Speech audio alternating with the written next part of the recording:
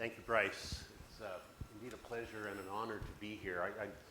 I'm always somewhat nervous when I get an invitation from Western, in that I attended 4 universities. I have degrees from 2 of those universities, and Western is not in that list at any point. And I always feel as though I'm being set up for something. I don't know. But to be here with David, I was actually in Ottawa at Government House when David was presented by the Governor General with his Killam Prize, which felt like a great victory for me. And at least the first part of this discussion, I think, will be on a topic that was part of, or was not part of, was actually the thrust of an op-ed piece that I think is printed in your programs. And that is the importance of the liberal arts, not just in universities, not just in David's life, which is obviously central, but to, I would say, civilization, and I would use that term advisedly, that I think that we are committing suicide in some ways if we behead, and I use that term, that metaphor advisedly as well, if we cut off our heads by diminishing the importance or the value of the liberal arts, we're doing something that is ultimately fatal. And with that opening gambit, I think we're among friends here, obviously among friends. I think a good way to start, and we discussed this briefly over lunch, would be to have each of the people on the stage here describe the moment, the sort of aha moment, the the Archimedes moment where he discovered the principle of flotation and then ran naked down the street yelling Eureka. We've all had those Eureka moments, and Liz, you're the youngest person, so I think you should start. When did you decide that a life of the mind or a life of ideas, a life in the liberal arts was something that you wanted to live, something you wanted to spend your life doing? Absolutely. I think I had 2 moments. The first moment was arriving in Dr. Bentley's 1022 English class, where I think a lot of students in the audience have actually taken that class. And in high school, when we're preparing for university, we hear, oh, when you're going to university, you'll be a face in the crowd, and no one will know your name. And I remember probably week 2, Dr. Bentley said to me, like, "Hey, Liz, how you doing?" And I thought, wait a minute, that wasn't in the script. Like, how did you know my name? How did you know what I was like? And I think that Dr. Bentley made English relatable. And it wasn't just with his impressive, Katy Perry references or anything like that. It was the fact that he could make these really abstract ideas relevant to students. And when you're 18, 17 years old and you're sitting in that class, you need someone like Dr. Bentley who can guide you. And I consider myself very fortunate that my first true experience with English was with him. And I'm so glad that, there's hundreds of students that he's taught, and he's all had, I'm sure that we've all had similar experiences. So it was really just sitting in that classroom and realizing that someone who I respect, a professor, cares about my academics, and he cares where I'm going in life. And that was my true aha moment, where I wanted to be like him, where he was just, it was incredible. So yeah, out of all, I've had countless moments that have only reaffirmed my belief in not only arts and humanities, but also the faculty and the program. But number 1 was just sitting in that class in probably October and being like, man, he's the coolest person I've ever met. You've changed your mind quite quickly. Yeah. I think that's interesting because it brings up a factor that I won't predict what everyone's going to say, but I think will be part of not only the people on the stage, but everyone in the hall, and that is a mentor or a person that you can attach to that aha moment or that tipping point. And it is that kind of tangible connection with a real person who represents everything else. A metaphor, again, I guess. A person is a metaphor for a way of looking at the world. David, I'll throw the same sort of question to you. And when did you sort of decide or come to the realization that this is what you would be doing for your life? My Archimedean moment was a kind of negative one. I went to a university planning to study physics and discovered that I hated it. So I ran naked down the street to the English department, where I'd had a very, very good first year English class. And since I had eaten up all my first year credits planning to go into science, I had to do summer school to catch up. And I happened to have two lovely, wonderful courses taught by senior professors, one on the Romantics and one on Shakespeare, and it was over after that. I just knew that I had made the right decision, absolutely, completely certain. So. It brings up another element that I don't know whether it's common again, but I seem to find it among my friends and the people I discuss, and that is the role of accident almost, the role of not necessarily having a clear course that's drawn for you that you need to follow, but following what comes. Absolutely, and I strongly think that I went with my heart, and I think that that's the key thing that anybody should do when they're making a decision. They should go with what they love. Because what you love, you retain, and it's easier to remember things. Things come more easily to you. You just end up being a happier person. Bryce. So I was the most unlikely academic. I was supposed to be a lawyer and repair the family fortunes. So I went off to university, a big public research university like Western, and spent 2 years chasing the Grateful Dead. And then I was sitting in a lecture in my Shakespeare class. We were reading Twelfth Night, and the instructor, the lecturer, Stephen Booth, who's a very well-known Shakespearean, was lecturing on the Willow Cabin speech in Twelfth Night.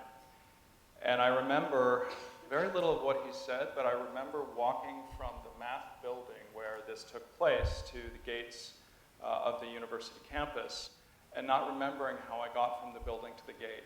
I had been so taken outside of myself and outside of, and into the richness of the poem, of the play, of the language, that I had been completely absorbed by the moment. And so it's what you're saying, David, I think very much a moment for me where I realized that there was an experience at the university that would completely absorb and preoccupy me in a way that I hadn't really experienced before. And I realized that there was something to this business that I was studying, and so I felt very much like it was just a very natural thing for me to spend all that time pondering the Willow Cabin speech and Shakespeare's beautiful language, and then I discovered that it would actually not impede me from having the kind of life that I wanted to have, to spend a life in the arts and amongst the beauties of language. It was just a very ennobling moment for me. And if I were to pick something in that experience that I think, again, is common, there's a sense of immersion, of suddenly feeling as though you're in something way bigger, and that's empowering, not disempowering. That gives you a feeling that this is something important to stick with. And I mean, my own personal experience is somewhat similar too. Everyone in this room should be very grateful that I did not do what I wanted to do, because it was my plan, and I picked it when I was about, I'd say, 14 or 15 years old, that I was going to be Prime Minister of Canada. And I had the path clearly drawn out that I would get an undergraduate degree in politics, of course, and then move immediately to law school, because everybody in the Parliament of Canada at that time was a lawyer, and so that was the sort of card to get in. And then I would immediately run for office without practicing law, probably be elected, of course, in a landslide someplace, and not long after that be called by my party to lead it to victory in the federal election. Now, that was what was going to happen. And at university, as I was selecting my first year courses, politics was obvious. That was the one I had to take. And I took French because I was bilingual and I thought that would be my bird course. I took drama because I was an aspiring actor as well. I took English because I loved English. I couldn't decide my fifth course. I was trying to sort of decide between philosophy and history, both good humanities, both good liberal arts courses. And there was this strange course called intellectual history, which was an awful lot like some marriage of philosophy and history. And I took it. And to bring it back to the mentor experience, my head was literally blown. I mean, there was the explosion that happened, and I felt that I was in heaven, although I was completely confused. It was mind-blowing, in a Grateful Dead sort of way, I guess. But if there was an actual tipping point, I remember halfway through the second term, so we're talking February, March, somewhere in there, I was walking back to my residence, and the professor in that, this was wonderful, 13-person first-year history class, the professor was walking in my direction, and he walked beside me. He is a mentor. He was an important person in my life, and he stuttered horrendously, and he took up walking beside me and started talking to me, and he said, Mr. Kennedy, you know there's a sequel to this course. And I said, I hadn't really thought about it, and he said, I'd really like you to take the 2-year course, the second year. I'd like you to be in my class next year. And to me, it was like being anointed, almost. It was, because suddenly I saw what I really enjoyed doing, what blew my mind, as being something that somebody else also appreciated. And it felt like I had joined the fraternity or something, and that really changed everything. I think it's very similar for a lot of people. We should, in any discussion though, I guess, define our terms. What are the liberal arts? What are the humanities? How do you draw the line? How do you define? And David, I'll go to you first on this. Me? Yeah. Well, there are really two origins of the liberal arts. One is the classical idea of the subjects that were worthy to be studied by a free person, and therefore the subjects that non-slaves would read and study in order to become full citizens. And I think that is still central to what we do. We are actually working to foster full citizenship. The second one is a more recent idea of the liberal arts, and that comes from the Renaissance, from the studia Humanitatis. And that comes really out of Christian humanism and latterly humanism, or as the Christian was dropped. And that brings into it an ethical component as well. How to achieve something that they call right reason. How to train your reason so that it is guided by moral and spiritual values. And therefore how to be a sentient, rational person in control of your faculties and in control of yourself by way of learning. So it's closely linked to the priesthood and to religion, but also closely linked to the classical notion of reason. So I see those two things coming together, and of course learning to write, learning to speak. Rhetoric was always an important part of it. So that's what I see liberal arts came from, and I think what it to a great extent still is, and what its great value remains. Has it changed since then? I mean, should we be perfect historical creatures and act like people in the Renaissance, or like people who had that initial experience or initial definition of liberal arts? Oh no, the liberal arts have adapted, of course, and changed through the centuries, and accrued all sorts of different possibilities, all sorts of different components. So that must continue to happen for the liberal arts to address the needs of the surrounding culture, the surrounding society. The world, ultimately, has a need for that change, but also a need for it to be grounded in something which goes deep and far into the human mind and into human civility, and the role of people as independent, freestanding human beings, but also as part of a community, and as people who are therefore contributing actively and positively to their community by whatever lights they see that being done. Liz, does that resonate with you? I don't want to make you the young person on the panel, but does that have meaning for you and people in your generation? Absolutely, and I think it's more relevant today than ever. And in my second year, I took a course called Theory and History of Criticism, and in it we read Schiller's letter called On the Aesthetic Education of Man. And he talks about, after the French Revolution, that people have become too specialized. And what he meant by that is people were trained to do one specific thing well, and that was it. And he said because of that, man lost his connection with nature and with beauty and so on. And I think that arts and humanities helps us get that back. And by becoming more generalized and learning more about the big picture of things, that helps us become more in tune with the community and all of the people around us. And I really think that speaks to the importance of actually studying the arts and humanities, where you do gain these empathetic skills in order to connect with absolutely everyone around you. And that's something that's not just your personal feeling, you think that's a feeling that's generational? I do. I think that it can be easy to log on to Facebook or Twitter, and even though we're more connected than ever, I think it's easier to feel lonelier than ever because things like social media, you only see the highlights of someone's life.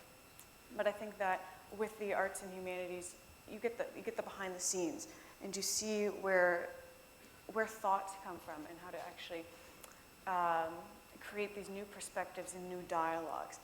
So I think that no, it's not just myself, I hope. I think that my generation does realize that we do need real connection and a real conversation. I mean, my friends now, we always, like turn off our phones when we're having dinner or something like that. It's important to put away. I don't know if everyone does that, but I do think that as part of this millennial generation, it's not a cause for fear. We're not going to take over the workplace or anything like that. I just think it's more holistic. I think we've realized that now. Bryce, the department you chair, I think, could be almost considered epicenter of liberal arts. How do you define it, though? Would you agree with David's definition? Oh, absolutely. I would say also that one of the defining features of the liberal arts is to understand difference. That is to say, to train oneself in whatever the object of study is, whether it's English or philosophy or film, classical studies, women's studies, visual arts, whatever the habit of mind and discipline that you're training yourself in, the important piece is how you understand things that are actually not like you. That's an extremely valuable lesson that I only learned through the deep study of a discipline, because one of the things I learned about were how things that I thought I had a connection to were actually not like me. I am not like a Shakespeare play, right? It's actually quite distant from the life that I actually lead. But learning how to recognize how other texts, how other times, histories, ways of thinking put themselves together was a great training of the mind, which for me is one of the great values of a liberal arts education in the humanities, in the broader social sciences, or in the sciences. It's less about what you study than it is about the person you become as a consequence of your studies. It's less necessarily about being able to provide, sort of do well on an exam in American literature, which is my field, and more about the kind of person you step into being as a consequence of studying and mastering something that you care about, that you're passionate about. David, what you said earlier about being passionate about something leads to the greater opportunity for success. And I think that if you follow your passion in whatever it is that you're studying at the university, it really doesn't matter, because what matters is the outcome that is you after 3 or 4 years of studying the thing that's important to you.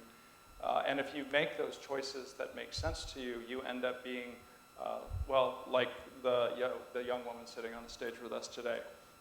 Somebody who has a powerful story of transformation that is the result of her studies and has led to a really kind of wonderful person who's ready to take on the world. So it's terrific to see. Thank you. Yeah.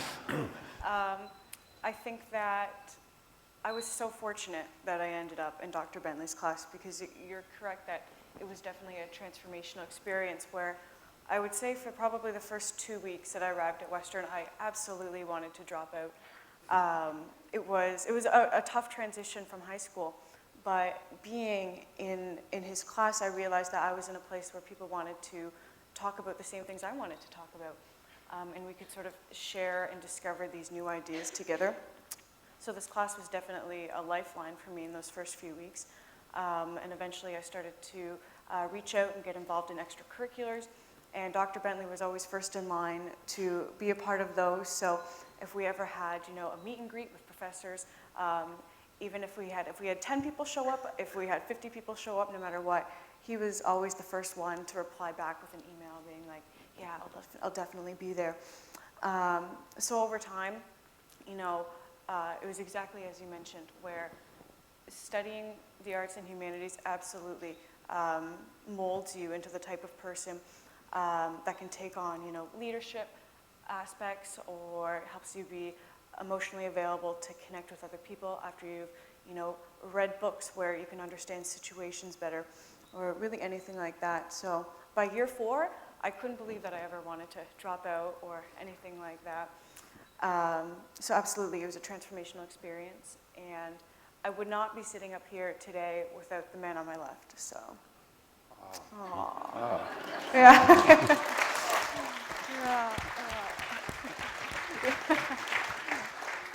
It's absolutely the nicest thing Oh. that I've heard.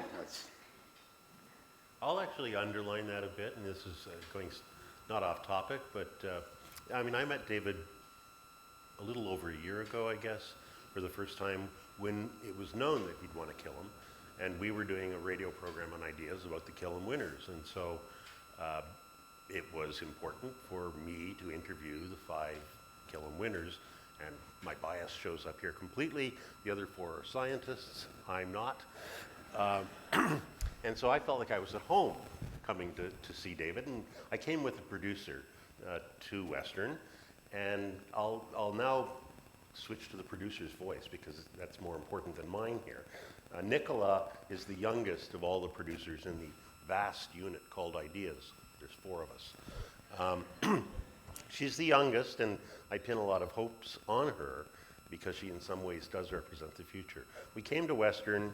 We had a little trouble parking the car. I think that could be a problem with the place, but we found the parking lot. We got to the office, and the office did look a little bit like this. And we had a wonderful conversation. When we left in the car, Nicola said to me, "That was fabulous." And I said, "Yeah, it was good, wasn't it?" And she said, "Yes, it was 3 things that are really important. It was comfortable, which is what the office was. It was stimulating," and it was, because whenever you're talking to David, he'll take you places that you didn't think you would. You didn't sign up to go there, but you go there anyway. And then she said, "And it's important." It was important. And I think those 3 things sort of encapsulate the sort of sensations that I got from being in David's presence, which I think are very similar to the ones that you're talking about, Liz. And Nicola, who's, I think, not much older than you, certainly lobbed onto them right away as well. Given what we're saying, why do we all have the impression, and I think we do have the impression, that the liberal arts are under attack or are endangered or are on some sort of list, a hit list? And as an academic politician, you're probably the person to address that first, Bryce. I actually put a lot of it down to anxiety. Anxiety and fear about the future. The future for our kids. I have children now in university. I think about them, worry about them.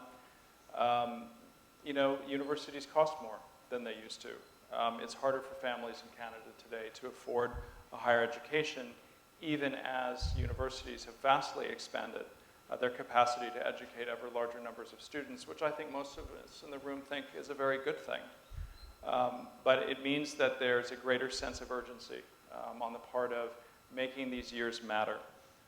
And what I say in response to parents and to students when I have the privilege of talking to them before they come to Western, after they've come to Western, is basically to relax. Study what you love, and all the rest will follow. That is the history of higher education in this country and in North America, and I think it's important to hold on to that. as we contemplate what a university education means in the coming years. David? Well, there are factors in the society as a whole, economic factors, and the sense that it really is important to get a job straight away and to be a relatively high earner, which is drawing students, of course, into the STEM subjects and into med science and business and so on. And that can frequently occlude the things that Liz was talking about, and also Bryce earlier, that there are things that are, if not more important than that, they're just as important than that, as that to round out someone, to give them the kind of breadth and depth and the sense of empathy, the sense of studying other cultures, different places, different peoples. In Thomas D'Arcy McGee's speech, he talks about the diversity of Canada. And Canada's got more diverse rather than less diverse since he was writing. So you just have to just look around the campus and you see the immense diversity of culture and background and so on. That is essential, more essential now than I think it ever was. And so it's very difficult to understand why one of the key locations for providing people with a sense of diversity and a sense of feeling what other people feel, the German word Einfühlung, has a weak translation in empathy. It really feels feeling inside someone else's mind is what the German idea is. That is more important now than it ever was. And I think society as a whole is being a little bit blind to the importance of that, and therefore to the importance of the arts and humanities in the long run, to avoid that beheading that you talked about at the beginning. Which we'd all like to avoid, yeah, I think. Yeah. How do we avoid it, though? I mean, what can we do? 4 people on a stage here, several hundred people in an audience, however many people are on the campus at this university, or similar campuses coast to coast in this country, around the world. What, given the kind of beleaguered situation we're talking about, what can we do? What do we need to do in order to prevent that beheading? When you look towards the room, one of the things that I think distresses me most is when I hear that a counselor in a high school or in a university or in another faculty says, don't take arts and humanities, you don't need that. Let the student take it if they wish to take it. Leave them to make their own choices. Don't channel them, shut down options for them, prevent them going down roads that could be fascinating and happiness-making ultimately. And yet that happens all the time. So I think we can ask that people not do that. Thank you. And the other thing we can do, of course, and Bryce has been doing this, we've as a department been doing it, as a faculty have been doing it, is going out to the schools, getting grade 11 students onto the Western campus, giving them mini lectures on Katy Perry or whatever, but giving them a mini lecture on something serious, but also perhaps something engaging, but also serious. And in that way, pointing out, showcasing what we do and the value of what we do. So we can't just sit around, it's a wench to please a man's fancy does not come dropping from the ceiling while he dawdles on his pipe. I think that's Ben Jonson garbled. But if you want people to come, you have to get out there and meet them, and in their own terms. And I was starting to say earlier too, the younger the better in some ways. I mean, Liz, you were almost describing a dividing line that happens between high school and university. That line should, I think you were saying, be erased. It should be. I think the issue, as I had previously mentioned during lunch, is that students may feel that there's a divide between high school and university, in that there's no film courses in high school, or there's not necessarily a philosophy course, so they're scared or nervous to actually take that in university. And for 3 summers now, I've volunteered at the Ontario Undergraduate University Fair. And so I've talked to a lot of prospective students. And they say, oh, I'm interested in women's studies, but my parents, aren't really necessarily down for me to do that. And I think that that's where we need to take a line from your book and to relax, and that it is ultimately a student's choice what they study, and that it's so important to sort of take a buffet of different courses to see what's out there, because that's the most important thing you can do in the arts and humanities is see what else is out there, and that's probably one of the best aspects of our faculty is just the breadth of intellectual information that is available. It seems appropriate that the student has the last word in our conversation today. So I think I'd like to turn back to President Chakma and invite him back up onto the stage to help us thank David again and move on to the next stage of the afternoon. Thank you, Amit.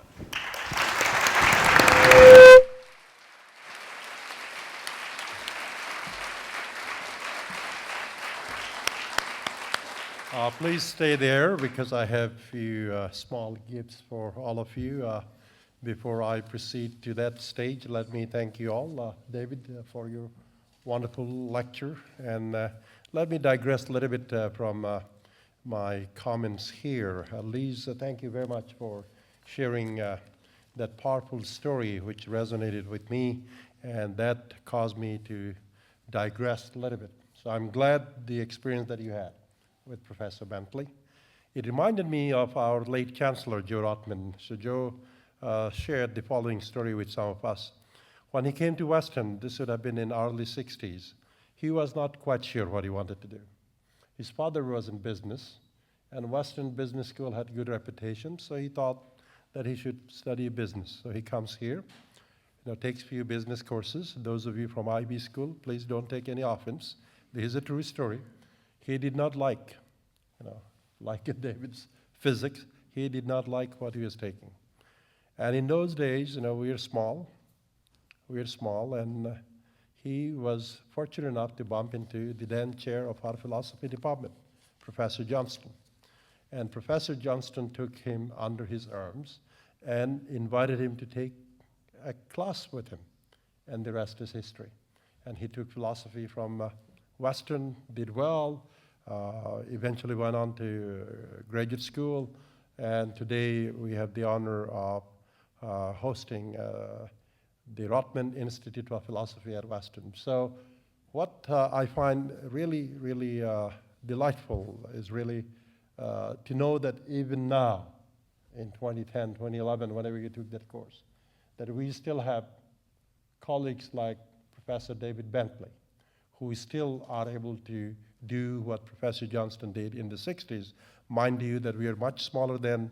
Today is much more difficult. So thank you for sharing that story, and thank you, David, for your contribution. Turning to Paul, it's always a pleasure, Paul, to have you back. There's no hidden agenda. Please come whenever you can make the time. And we will see what we can do to call you one of our own at a future date. Ladies and gentlemen, would you please join me in thanking Professor David Bentley and our 3 distinguished panelists for the wonderful afternoon conversation.